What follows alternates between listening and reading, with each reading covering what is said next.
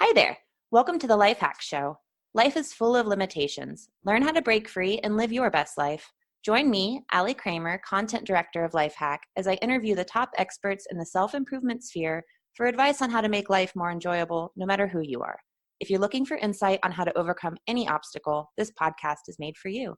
Today, I'll be speaking with Ora Nadrich. She's a renowned author, thought coach, and mindfulness meditation teacher who taps into her own experiences to help others better understand theirs. Hi, Ora. Thank you for joining us today. Hi, Allie. Thank you so much for having me. Yeah. So I have to say, you seem like a really cool person. You're described as a distinctive combination of intuition and compassion that allows you to open up avenues of trust and connection. And honestly, I feel like that's such an incredible thing. What a wonderful baseline as a human being. Wow. Thank you. Yeah. That's very much a compliment. Yes. Thanks. No problem. So could you introduce yourself to the listening audience and give them some background on yourself and your work? Sure. So I am the author of my most recent book, my second book called Live True, A Mindfulness Guide to Authenticity.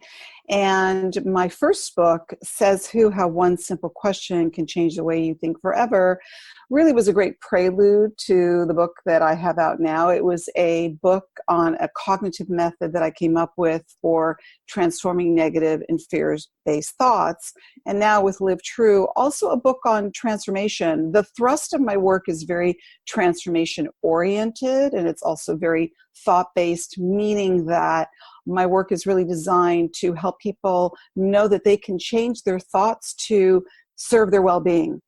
Gotcha. So your philosophy is really based along mindsets, kind of controlling the outcomes of people's lives.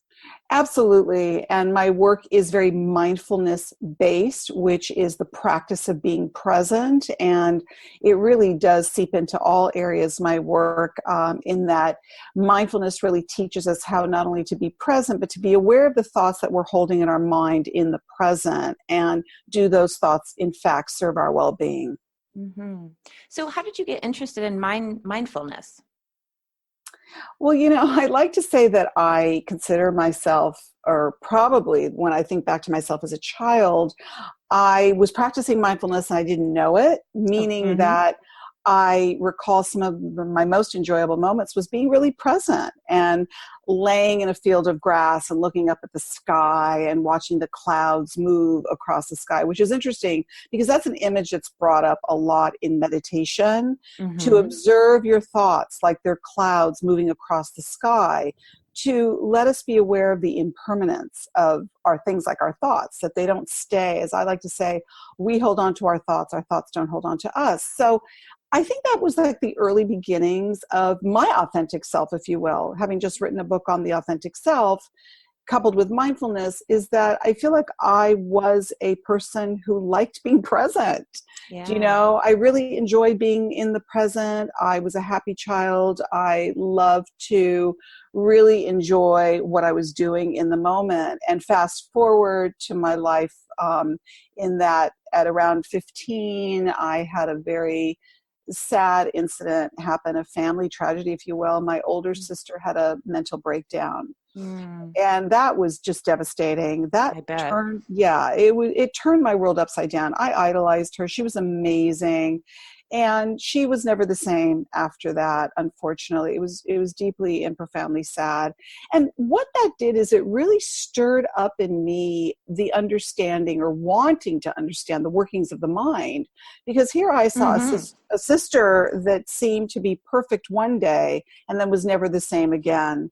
So it took me on a very deep psychospiritual journey as the years went on. I was an actress for several years and a screenwriter, but my love really was the psychospiritual journey. And I went on a deep one myself, where I learned a lot of modalities and methods and techniques for understanding the mind better, which then connected me to, I really wanted to work in that milieu, and became a life coach and an author. And That's basically fantastic. my work is committed to, again, transformational thinking. Wonderful, wonderful. It's really inspiring to think about how, you were already prepped for that mindset as a child, and then something so devastated happened to you, and instead of you letting it kind of hold you back, it propelled you forward, whether intentional or not. It became something that was very important to you. Exactly. That's exactly what happened on my trajectory. Do you know that something that, yes, was I predisposed, perhaps, and that is, again, living the authentic self life, and then an incident that can take place that catapults us into, pursuing a life journey that maybe we didn't know we would be doing otherwise. Mm-hmm, mm-hmm. So let's talk about the authentic self. Your new book, Live True, teaches readers how to live in the present moment and be their authentic self. Why is this so important? It's really important because, first of all, there's been a study recently out of Harvard that says our mind wanders almost 50% of the time. So really what that tells us is that we're really not as present as we could be. So that's already the mindfulness aspect of the equation, and that if we're not living in the present moment, where are we? And we're usually thinking about the past, which is come and gone, or we're worried or anxious about the future, which isn't here yet. And where the authentic self comes into play, and I've really coupled these two things because I think they're really important to be integrated, in that we're so busy doing that a lot of the times we're not really being true to ourselves. We have a lot of stressors and a lot of things that, whether they're self-imposed or people impose them on us, the expectations, we have to be certain things for certain people.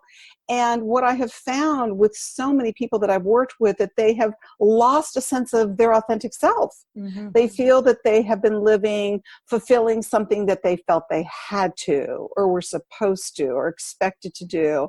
And so what that does is it takes us away from the true essence of who we are. And, sometimes something can feel not right to us, whether it's in our workplace, in our relationships, with our family. And oftentimes the reason why something doesn't feel quite right is that we're not either expressing something that feels true to us. And again, these are the types of things that start to cause us to live inauthentically to who we really are. Gotcha. That's very, very interesting. And I would say that a lot of people probably have difficulty, like even kind of getting to the point of finding their authentic self, or understand that there is such a thing as an authentic self. Yeah, I think that's very true. And the reason for that is I just explained, but also your life can be not balanced in that, yes, there are obligations, there's commitments, there's expectations, whether, again, that has been placed on us or it's self-imposed. But what you want to do is you want to balance your life with maybe things that you have to fulfill that might make you have to, provide something that is expected of you, let's just say under a deadline. Mm-hmm. To what are you doing in the area of self-care so that you can return to the place of self-care for you, meaning, okay, I can shut everybody out. I can put my devices down. I don't have to be on my best behavior or look my best, where I can just drop into me. It's like the person that maybe we don't always want people to see because we're not perfectly put together physically. Sure. We're not on top of our game. We're not on, if you will. It's hard to be on all the time. Yes, it is. It really is. So, you want to be mindful of how balanced is your life. Are you really only putting out so much about yourself that is something, again, that is expected of you? And are you balancing it with self-care and nurturing yourself, the real self, the you that you may not want to show everybody behind closed doors? Sure. And so with the authentic self, then it seems pretty reasonable to say that each person's kind of identity and everything is individual. And so whatever they need to do to find balance is going to be an individual journey for each person. Absolutely. It is very much our own individual journey, and we need to really honor that. That's why, again, living in balance, that we're giving ourselves the time to give ourselves, to nurture ourselves, to feed ourselves, or what I like to say, replenish the well. Because if you're putting out so much to other people, but you're not replenishing the authentic self, then you're going to feel depleted. Another way I would say that people can feel that they're living inauthentically, and I'm seeing this more and more, which is really interesting, and this ties into the self-care, because there are people that, whether they're working on a job or they're in a relationship that they feel mixed about or ambivalent about, when they start to do more self-care and they start to support their own wellness, some people find that, I actually really like this so much, I want to change my career. I really like this so much that I'm realizing that I am in a relationship that's, just not fulfilling my needs. So the more we do give to ourselves, it can really help us define the authentic self better. Absolutely. It's like trail markers and helping you navigate the journey. And these things will become more and more easy to find once you start tapping into who you really are. Yeah, and we know that there are, a certain percentage of concessions or compromises that we make in life. It can't be just all about us. I understand that. But if it's imbalanced, if it's not commensurate, if we're feeling that, again, what we're putting out isn't being met, then I think that what that really is a sense that we're not fulfilling the authentic self. Something feels off, something feels inauthentic to us. And it's important to pay attention to that. Gotcha. That makes a lot of sense. So what would you say is the greatest challenge for people when they're trying to overcome their own fears or face their obstacles and become their authentic self? I think it's really good to be present with what you're feeling. I even mentioned that in my first book, Says Who, because what that really is, it's a self-inquiry. It's really connecting to the thoughts that we have and not pushing them away. So if you're really listening to your inner voice, your inner thoughts, and you're paying attention to the fact that what you're telling yourself is that you don't feel fulfilled, rather than pushing it away or denying it, I encourage people to really be with what they're feeling and let it guide you to what, again, feels authentic or inauthentic to you. There are people that would just as soon not look at that. And I'm somebody who really encourages you to look more closely, to take the deep dive, if you will, into what's really going on. Because if we don't address what we're really feeling, what can happen is that we can feel what I call in my first book, Says Who, the side effects or the symptoms of thoughts that we're not paying attention to. Do you know? So what I also say is thoughts create emotions, create behavior, create actions, create reality. You really want to pay attention to what it is you're feeling and thinking and not push it away. Gotcha. So kind of an embracement rather than avoidance. Absolutely. And that's a really good word, Allie, to say. It's like embracing. Mindfulness also is the practice of being present. And other ways to describe it is being present with self-acceptance, being present with non-judgment, and to put the cherry on top, it's with self-love. So when you say the word embrace, it really is embracing ourselves. It's really, accepting who we are with non-judgment. So that we can really connect to, again, what we're really feeling. And if we want to change something in our lives, we're going to have to pay attention to what's really going on within. I really love that. We often hear a lot about, having compassion and having non-judgment for others, but it's a little more rare to hear advice where we embrace ourselves and give our own selves love unconditionally. And I think that's such that's a really good point that you're mentioning, because the lack of self-love is pretty strong in many people. And what I say in Says Who, it's that your thoughts should be your cheering squad, not your hecklers. And one of the things that I also say is that, what we are willing to accept, our own critical self-talk can be pretty abusive.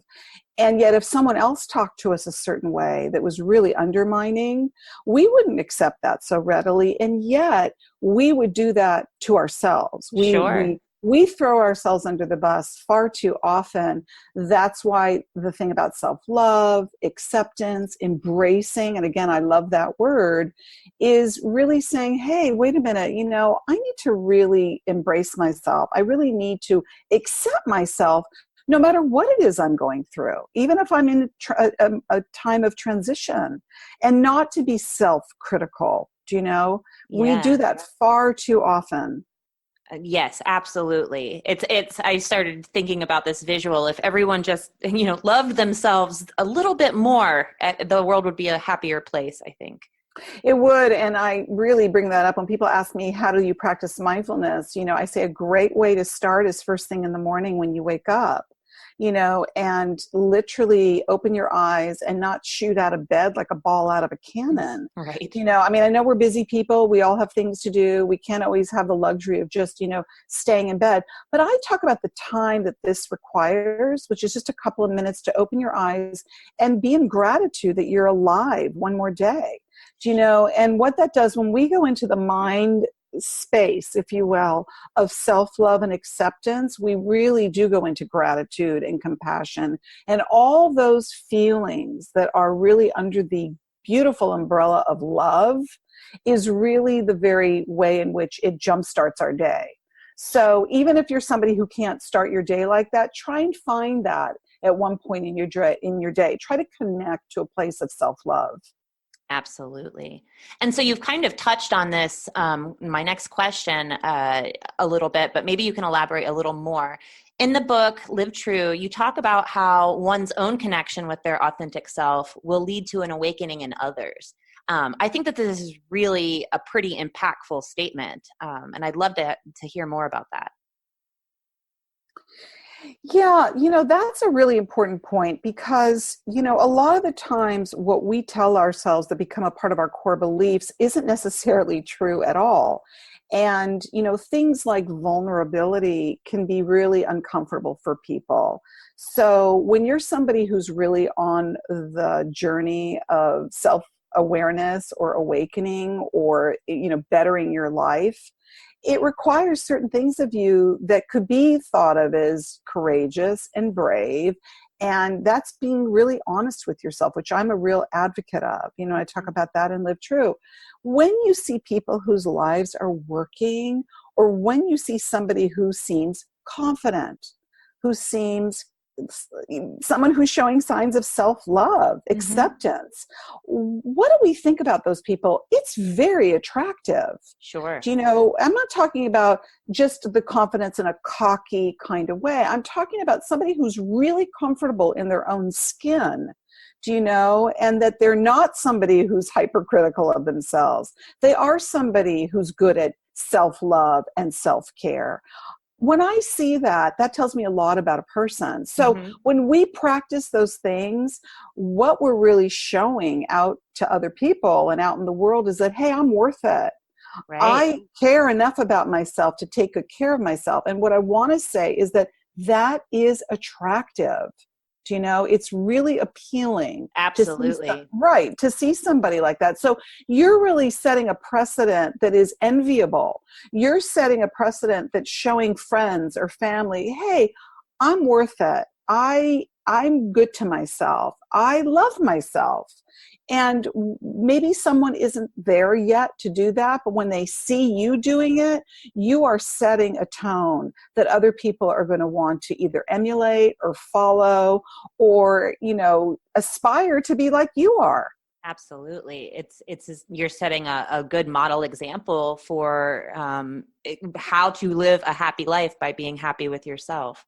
I like that. Yeah, and we're really living in a time right now where I feel that being healthy and whole is where it's at. Dysfunction and, just basically living a life that is really compromised, again, going back to the authentic self, it's a journey of wellness, and I'm seeing that catch on more and more. When I got into the wellness field, I didn't see it as much as it is today, seeping into the mainstream, where people are practicing, meditation and mindfulness and self-care, and this Right. is really important. Yeah, you're absolutely right. And I'm sure the internet and social media has something to do with it, where the message just kind of gets out there more and more. Again, like that modeling behavior, it's not addictive, but it's Well, contagious. it is. Yeah, that's a good word. It's contagious. And I also work, I worked with a lot of different demographics, but I also work with a lot of millennials. And I'm seeing a lot of young people who, I think everybody sort of has to go through their own rite of passage. But I'm seeing more and more young people that don't want to be drinking or doing drugs. They want to go into the area of wellness, and they've expressed to me their peer pressure. But more and more what's catching on is you're seeing younger people who are practicing meditation, Mm-hmm. who are doing yoga, who are going to wellness retreats. Their health and their wellness is important to them. And, it can be challenging when you're around peers or other people that aren't really valuing this as much as you are. And sometimes it can feel lonely. But what I'm seeing catch on more and more is these modalities, these healthy, what I call healthy habits of thinking, are really catching on. And it's really becoming in vogue to be healthy, mind, body, and spirit. Yeah, what a great trend. Exactly. It really is. So in your book, Live True, I really love how it's laid out. I think it's actually brilliant, but I'd love to hear you talk about it more. It's 30 chapters to span each day of the month. What made you choose this format, and how do you feel it helps readers stay on track? Well, what I did, Allie, is I tried to really take the most salient, points of my book, the essence, the pearls, if you will, Mm-hmm. from each chapter, and then end that chapter with a meditation that is what I call very user-friendly. And even if you're not a meditator, I believe that you could utilize this meditation and feel its effects. And then also end it with something called note to self, which is almost like an affirmation, So I Yeah. wanted to end each chapter in that way. So it's like a takeaway, because, we all know that when we're reading books, I'm sometimes an underliner in books. Like if Mm-hmm. something is really a pearl, what I call a pearl of wisdom, I'll oh, that is so great. And I'll underline it. But then, you don't remember everything that Right. you read. It can resonate for you, but it might not stay in your memory. So I really deliberately did that so that you can go back and you can refer to the note to self, or that you can use a part of the meditation. There's certain things that I guide you in the meditation, whether it's a mantra or it's just an affirmation to say silently to yourself. That I wanted the book to be so user-friendly that you could open it at any point and you could just take something from it and go, wow, I can really apply that to my life right now, today. Again, being about the present moment. And I've had so many people tell me that. They said, I opened up the book randomly today and just opened up and picked a note to self. And it was so perfect for what I wanted to hear today. And that's great. That's music to my ears. Absolutely. I love that. It sounds like a perfect book to keep with you at all times for when you need that little pick me up. Yeah, it's a reminder. It's a reminder, again, not to wander away so much out of the present time, as I said, that the mind wanders so much. And it's a reminder to be accepting of who you really are. Again, the authentic self. So I think the book is chock full of a lot of helpful reminders, friendly reminders, to go easy on yourself and to love yourself more and accept yourself more and show up in the moments of your lives more present. That's wonderful. It's a beautiful message that you're conveying to others, and I'm so glad that you're doing it. The book is great. So where can our listeners pick up a copy of Live True? Your book outlets, Amazon is a sure way to get it quickly. And I also want to add that my book was just released on Audible.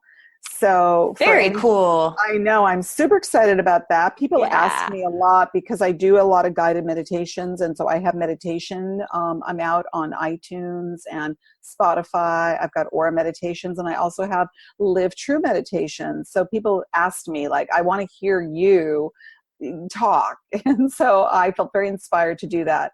So Amazon, great way to get all of it, whether Yeah. it's the ebook, Audible, or the soft cover, hardcover.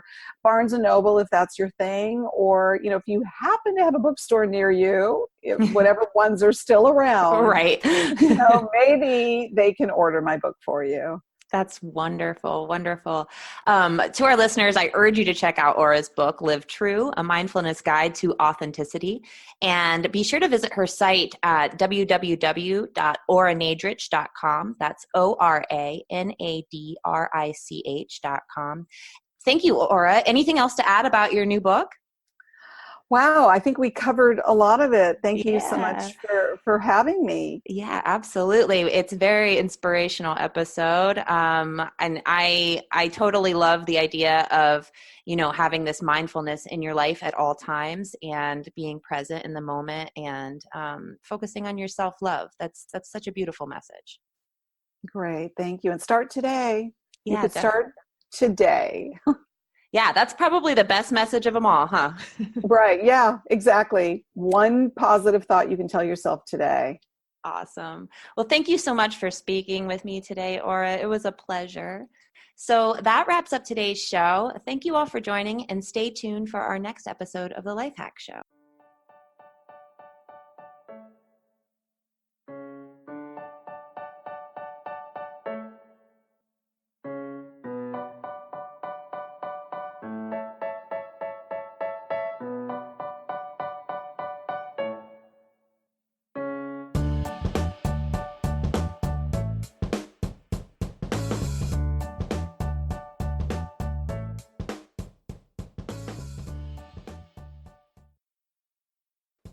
Have you heard about our free Fast Track class?